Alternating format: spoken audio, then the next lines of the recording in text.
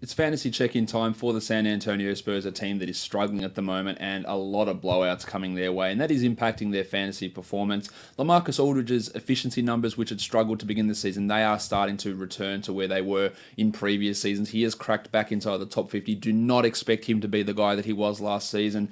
Couldn't stress that enough in the preseason, and I think we're seeing that play out now. But he is averaging 20 and 8, while DeMar DeRozan, who was moonlighting as a top 20 player to begin the season, I actually thought his numbers would decrease this season heading from Toronto. It didn't look that way to begin the season, but over the last 2 weeks, he's the 62nd ranked player. The assists have dropped. He's averaging 21.9 points with 5.5 assists, 49 and 81% to make him the 62nd ranked player. I think a 40 to 60 range is pretty realistic for DeRozan rather than that top 20 guy he was to begin the season. Rudy Gay's minutes are fluctuating. He's the 115th guy. In 10-team leagues, I don't think you need to be holding on to Gay. And when the Spurs get blown out, it seems to be that Gay is the scapegoat. He's the new Danny Green. His consistency is not there. I don't really know what I guess the one thing in his favour is the Spurs have no small forwards.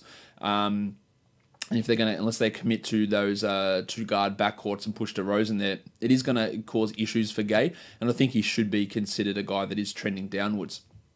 Jakob Poeltl is trending up, the 148th ranked player over the last 2 weeks. A lot of garbage time in that, and it's fueled by 78% shooting from the field, by far his best fantasy contribution in that time. But he's showing some flashes. Pau Gasol's going to be out for months. If there's any more garbage time situations, Poeltl's interesting, but he's more a 16-team league guy and not a consistent 12-team player. They've circled Davis Bertans and Dante Cunningham through the starting lineup. Bryn Forbes has been starting, but these are guys that you're looking at in 20-team leagues. Forbes is hitting almost 2 threes per game, and he's the 241st ranked player. He just doesn't do anything in any of those other areas. But the name to watch, in my opinion, is Derek White, who has been very up and down, but the last 3 games have been solid.